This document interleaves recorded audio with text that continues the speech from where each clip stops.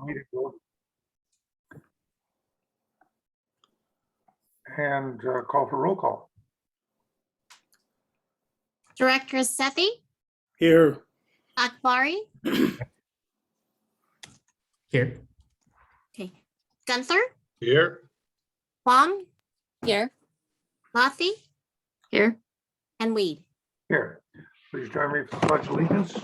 I pledge allegiance to the flag of the United States of America and to the republic which it stands, one nation, under God, indivisible, liberty, justice for all.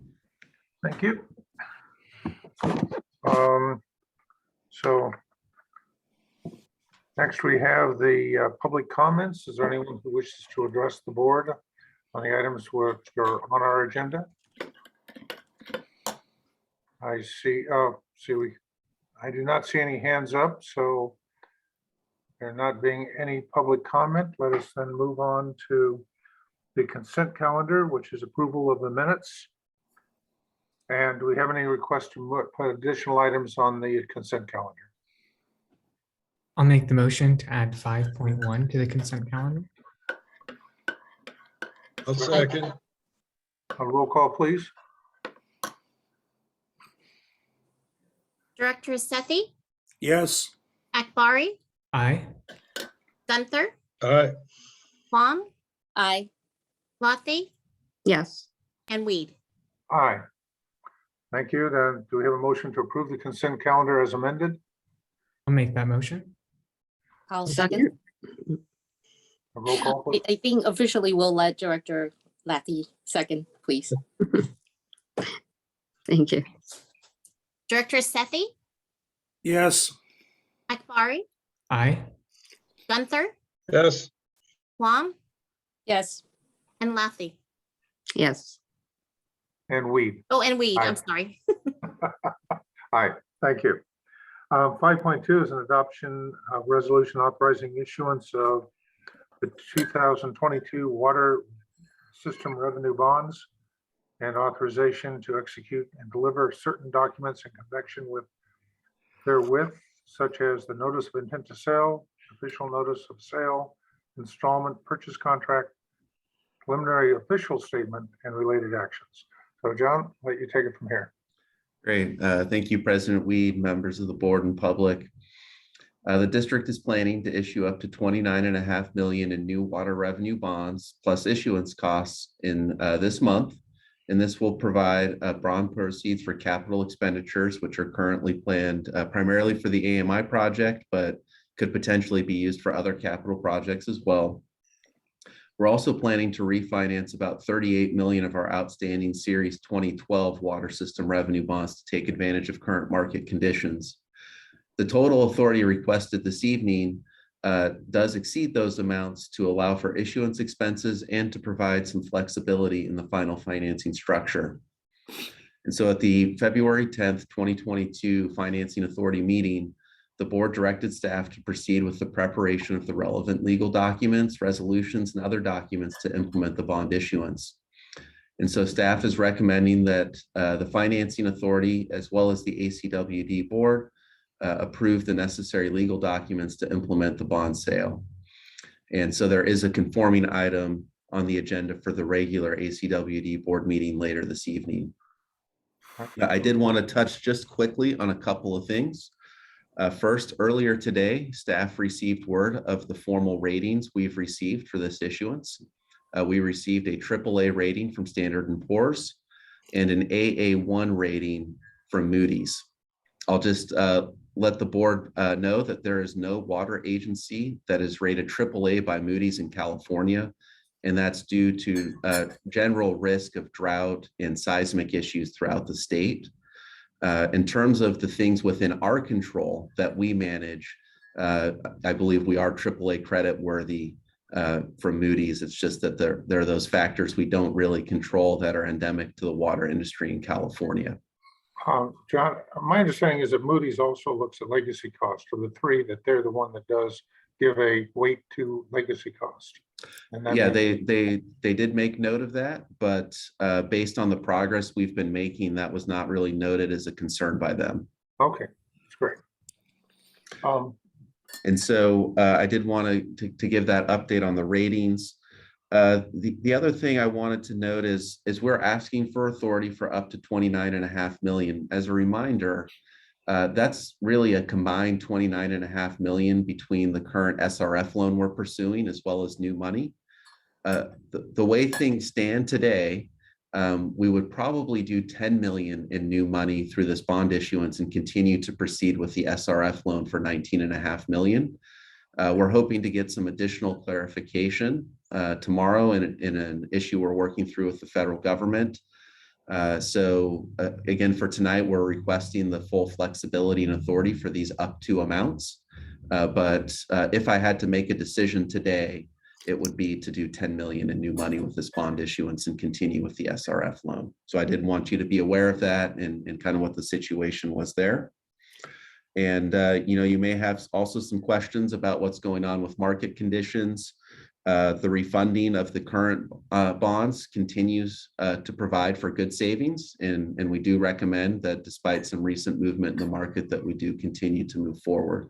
So I wanted to just briefly highlight those couple of items. We do have a staff presentation planned for this evening. So I'll now turn it over to Mr. Sidney Alm, our financial analysis supervisor, who will walk us through kind of the mechanics as well as the recommendation. And then after him, Darren Hodge, our financial advisor from PFM, will walk us through the economics, and then we'll ask for a board action. Okay, John, do we have other representatives here in addition to Darren Hodge? Yeah, so we also have on the call with us this evening, Mr. Kevin Savali, who's our bond counsel. Okay, thank you. All right, so I will ask Mr. Alm to begin the presentation. Thank you, Mr. Wanley. Good evening, members of the board. Thank you, Ms. Hugh, for sharing your screen.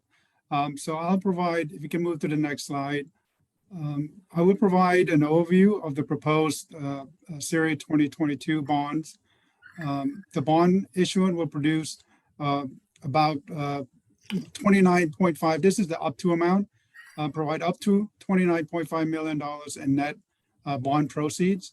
We'll also refund the district's outstanding Series 2012 bonds, which has a current balance of $40.8 million. As Mr. Wunderlich stated, staff requests the ACWD Financing Authority Board and the ACWD Board approve the bond sale, related documents, and the related actions. The target sale date is March 22nd of this month, and it will be a competitive bond sale. The issuance has no effect on the district's outstanding Series 2015 bonds.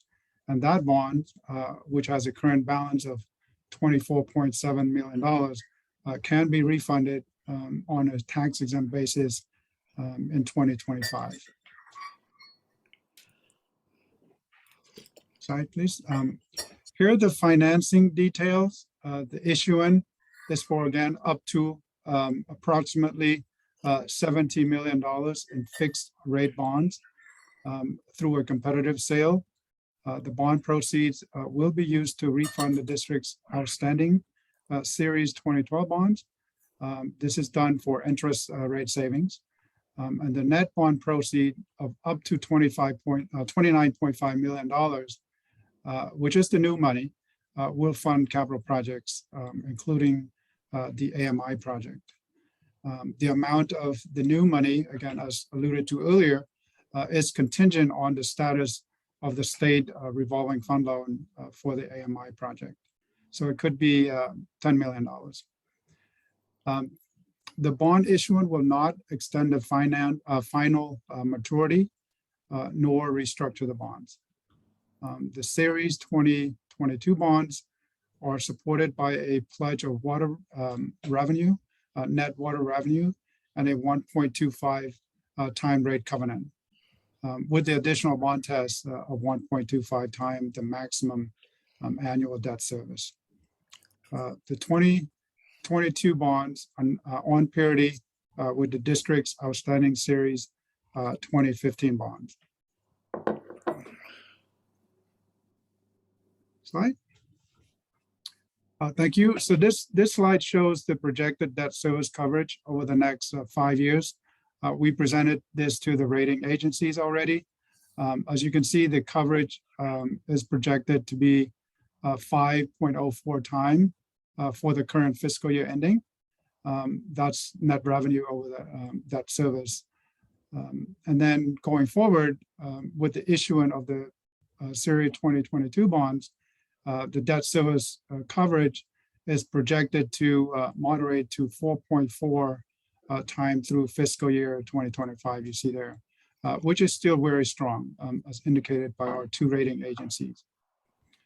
The projections are based on conservative assumptions. We made some conservative assumption in our financial planning that include water consumption level, new water service connection to the service area, water rate increases, as well as capital expenditures. We assume we'll be spending our capital expenditures as budgeted. Slide. Here's the recommendation. Mr. Wonderlich already stated that, asking the ACWD Financing Authority Board, as well as the ACWD Board, to authorize the issuance of the bond, and as well as the related documents and the related actions.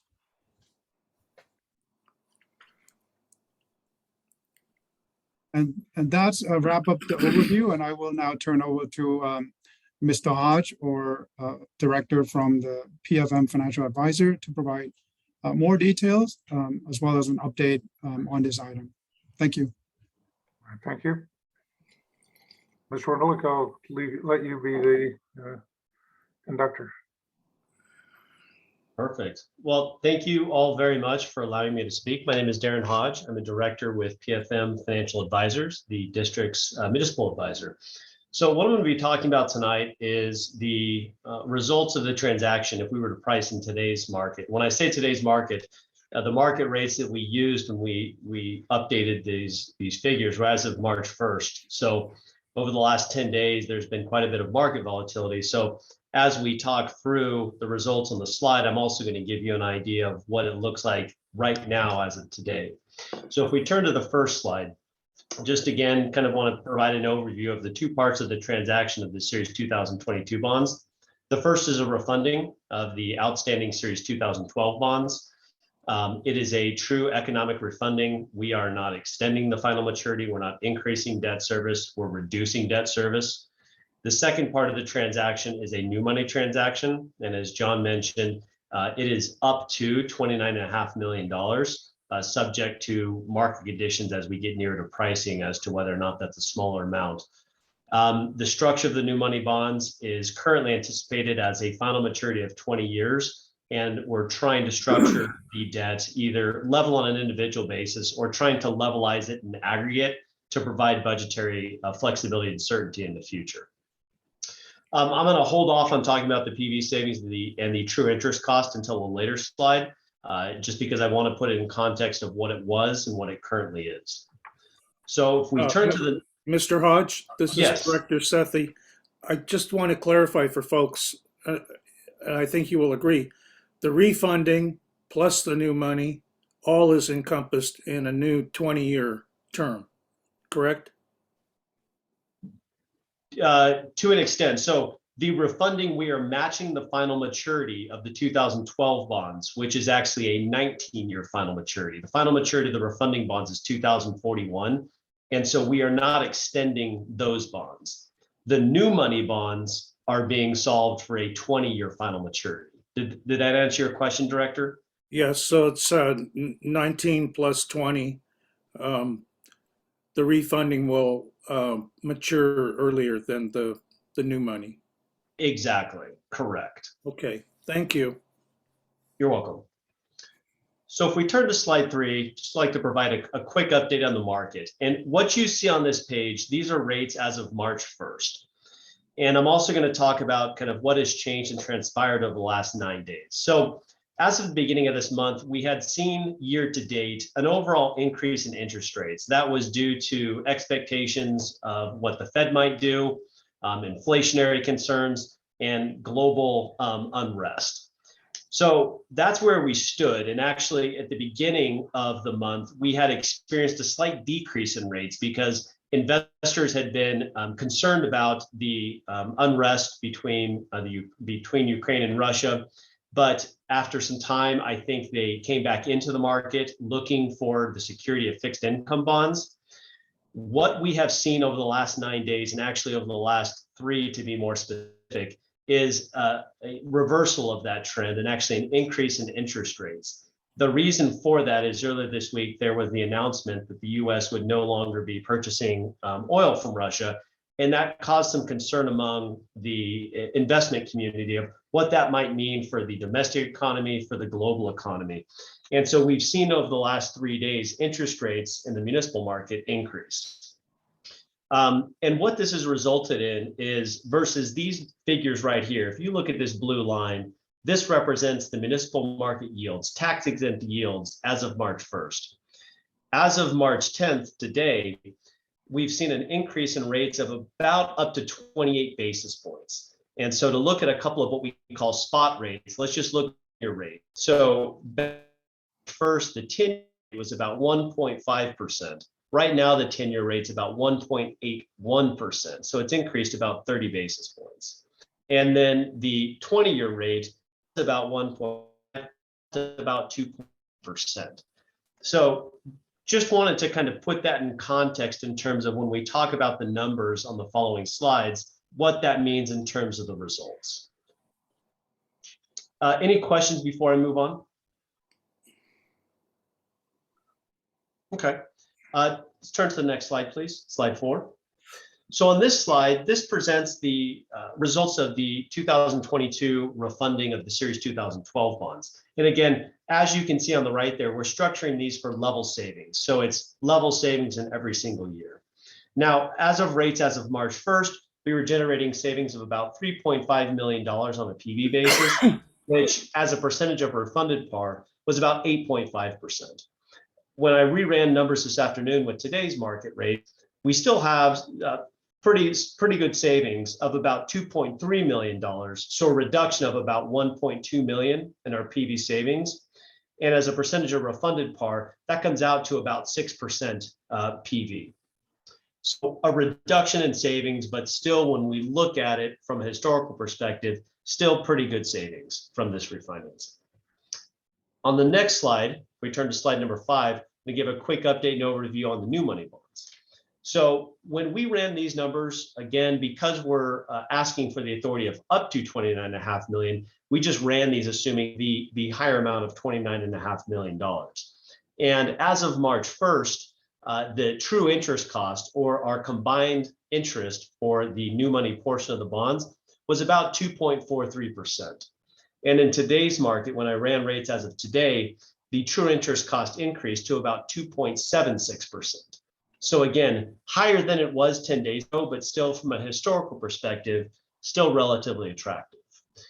And at the bottom here, which you can see is what I was talking about earlier, with the new money bond, we're trying to do is levelize our aggregate debt service as best we can. And the goal with that is to achieve budgetary certainty in the future so that you don't have fluctuations in our debt service and it's nice and level. Just pause there and see if there's any questions before I move on to the schedule. The March 22nd date is based on the earliest that we can call the old bonds. So you're correct. Because the call date of our bonds was June 1st, 2002, under the tax law, the earliest that we can redeem those bonds is 90 days prior. So 90 days prior is early March of this year, of this month. And so within our financing schedule, we tried to get as close as possible to that date. And so our closing date is actually in early April, but it's partly because we have to fit within that 90-day window, Director. Okay. Given the rapid trajectory on interest rates, I can see the convenience of rolling the new money and the old money together, but might we have just gone for the new money prior to this or now immediately?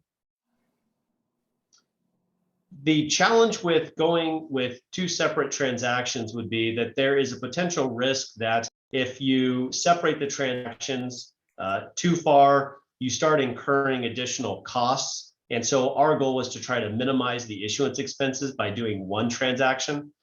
And the second part was there's just simply no way to time the market. And so when we were looking at our schedule, we tried to develop it in a way which gave us plenty of time to manage the new money process, make sure the documents were in good shape, and also for time to hopefully resolve the issues with the SRF loan and determine how much we needed to borrow. And ultimately that timeline kind of led us to our current schedule of pricing in late March and closing in early April.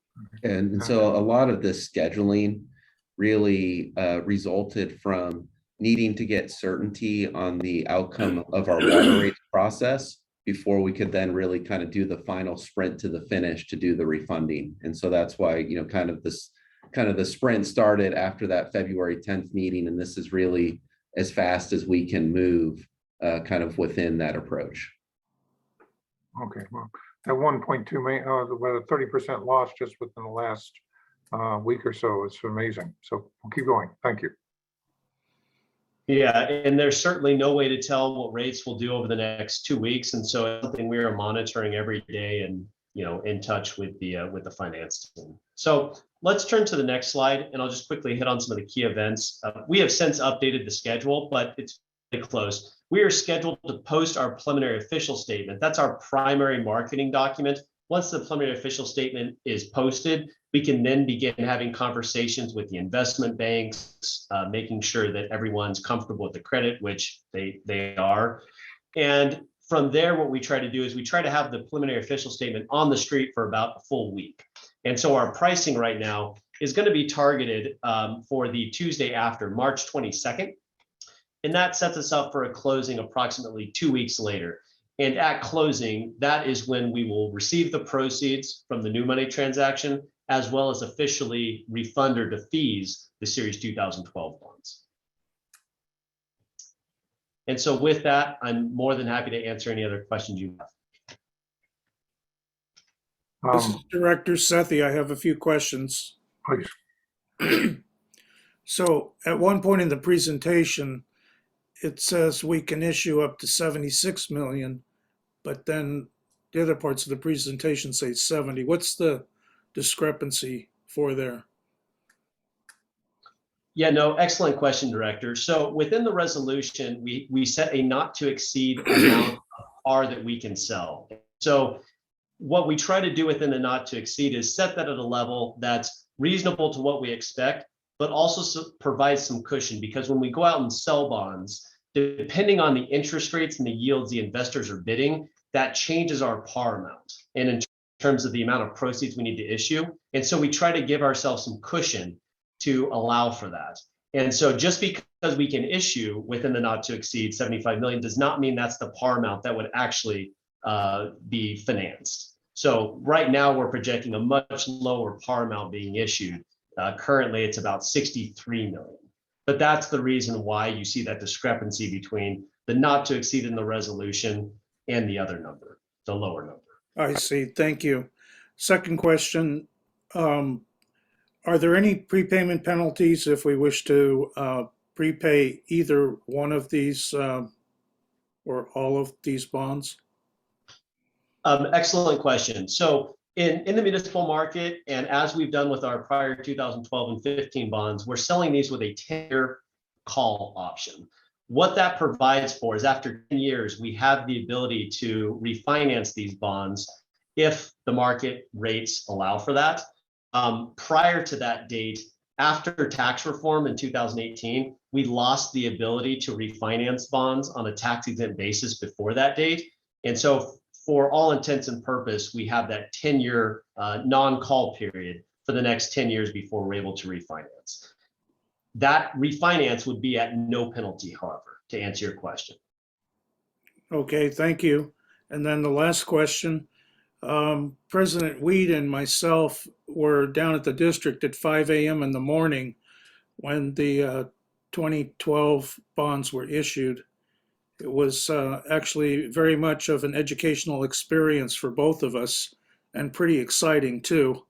Do we anticipate being invited to when the bonds are actually bid on? That's a great question. We hadn't necessarily been thinking about that, but let us, as staff, consult with our advisory team and get back to the board on what options may be available there. I would certainly like to watch that once more. It was, it was quite a scene when we just had a couple of bids come in, and then all of a sudden there was a real flurry within like a 60-second period or 2-minute period. But That was in pre-Zoom days, so we might even be able to do it online and observe the action. yeah. Question I Thank have, you for answering my questions. do we have any other questions from the board members? Question, if the bids come in, and do we have the option of not accepting them? You certainly have the option of not accepting them. I would say there is, so if the bids are not accepted and then we try to enter the market again at a later date, that could impair the bids that we receive in the future. That's kind of the practical perspective. There are certain parameters we have to meet. So if the bids don't meet the parameters in the resolution, then automatically we cannot accept the bids. However, if it's a voluntary rejection on our part, you can certainly do that, but that potentially has ramifications for the future when we need to come back and borrow money. And does our resolution have parameters, have a interest rate that it cannot exceed? It does, correct, 5%. 5%. So it's unlikely that that would be triggered. There's the option of putting bids, bonds out to negotiated sale versus a bid process. Was that discussed, and what do we rely on? And why the decision to go with the bid? It is certainly something that was discussed. The decision to go competitive was based on a couple factors, Director. Given the fact that we have incredibly strong ratings, AAA, AA1, the amount of bonds that we were trying to sell was manageable in that $50 to $60 million range, and was all inside of 20 years. In most cases, you can really go either way, but at the time, it really felt like a competitive sale would get us very strong results. And I continue to think we will get strong results from a competitive sale. Is a negotiated sale an option in the future? Absolutely. It just depends on the circumstances. But in this case, I think a competitive sale will get us very aggressive bids. And insurances was not an issue here at all? No, yeah, great question. So just given our ratings being AAA, AA1, the insurers are all actually rated lower than us. And so there's really no economic benefit from using insurance, just given the district's ratings. Okay, thank you. Okay. Do we have other, that finishes your presentation? Yeah, that finishes the staff presentation. Of course, we're happy to answer any additional questions the board may have. Are there any comments or questions by members of the board? We had a public information earlier, but I'll open it up if anyone from the public wishes to comment. Could someone restate the resolution that we need to pass this evening, please? Yeah, so I'd be happy to restate the staff recommendation. Let me just bring that up. So the recommendation is by motion, adopt a resolution authorizing the issuance of water system revenue bonds in an amount up to $76 million inclusive of issuance costs, and approving and directing the sale and approving the publication of a notice of intention to sell relating to the water system revenue bonds, and authorizing the distribution of an official notice of sale for the purchase of such bonds and the execution and delivery of an installment purchase contract, a trust agreement, an escrow agreement, and an official statement, and approving the distribution of a preliminary official statement in connection therewith and related actions. Okay, I will move that resolution forward. I will Have a second. second? I'll second. Been moved and seconded. Roll call, please. Director Sethi, Yes. Akbari, Aye. Gunther, Aye. Huang, Aye. Lathi, Yes. and Weed. Aye. If I might just ask a general question, as I recall, we have USD and a joint power authority here, financing authority, for a financial reason. We created this when we did our last round of financing. Could someone briefly explain what USD has no obligations at all under this financing arrangement? That's correct. Yeah. So the installment purchase contract is really, I think, the critical item there.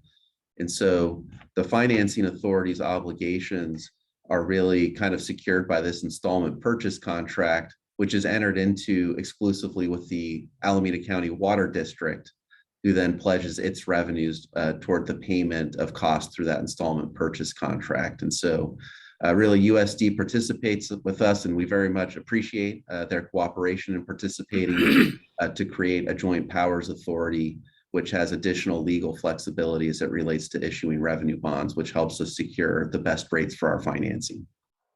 Thank you.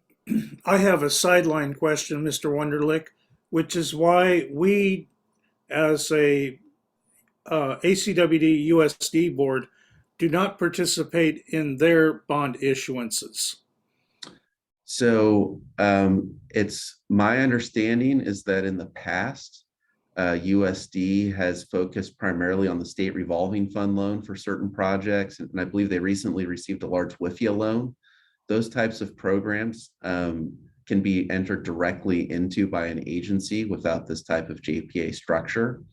But certainly if they were to want to issue revenue bonds like we do, they would need the JPA structure. And it's something where we could support them in doing that in the future if that's the course they wanted to take. I see. Thank you very much. And I guess we're to, again, sideline question. You mentioned the WIFIA. WIFIA is a loan guarantee, was my understanding. It's not a true loan. And we looked at that as well because it does give you a federal government underwriting and therefore theoretically a lower interest rate or potentially a lower interest rate. Yeah, no, we're familiar with the WIFIA program. It's something we consider when it comes to the district's financing needs. Absolutely. In this case, I don't think it's was necessarily in our interest to pursue that loan. Thank you. So if I might clarify, my understanding is that WIFIA is for all intents and purposes, a loan. And also on the Joint Finance Authority, there is a program, and I believe that's what we took advantage of this time in our bond issuance, where the state, I don't remember the exact details, but the state functions as a partner in that, as the joint authority. So I don't know if you guys are familiar with that, but We have bond counsel and underwriters here, so. I think if it's the SRF, there are participants, a slightly different structure. You don't form a new entity with the state the way you form the way that USD and the district form a new entity. It's just just sort of the legal structure to line up specifically with the statutes. It's sort of nothing more than that. The practical impact is the same under your under the USD's loans with the SRF. USD is the obligor, has to make the debt service payments. Similarly, in this transaction, even though the JPA is being used, as John said, it's the obligation of the district that ultimately secures the bonds. And WIFIA is not a federal, other than the guarantee. Well, actually, WIFIA it is a funded loan. They actually do make the loan. It used to be, there's two different, there's WIFIA for water and wastewater loans and TIFIA for transportation loans, but it's a relatively new development last couple of years. And WIFIA can take a number of forms. And to Kevin's point, kind of the more recent one lately is an actual loan through EPA that water and wastewater districts would enter into for eligible projects. Thank you. It's helpful. And then we do have one remaining action item on our agenda for the financing authority.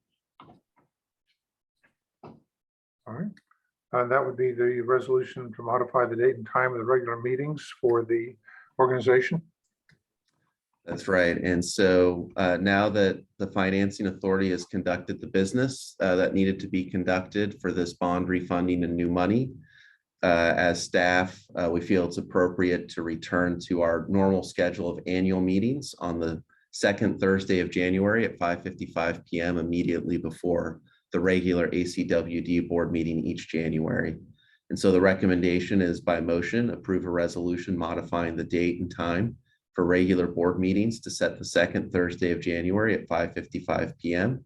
as the date and time of regular meetings of the Alameda County Water District Financing Authority. And I'd be happy to answer any questions the board may have. Are there any questions of staff? If not, do we have a motion? I'll move staff recommendation. I'll second. Roll call, please. Director Sethi, Aye. Akbari, Aye. Gunther, Aye. Plum, Aye. Swati, Yes. and Weed. Aye. All right. Well, thank you. We have gone a little bit over on the 6 o'clock, but if there's no other items for us, let us adjourn and go into the regular meeting. President Weed, could we just break for 3-4 minutes until 6:10? All right. We will do a 3-minute break. Thank you.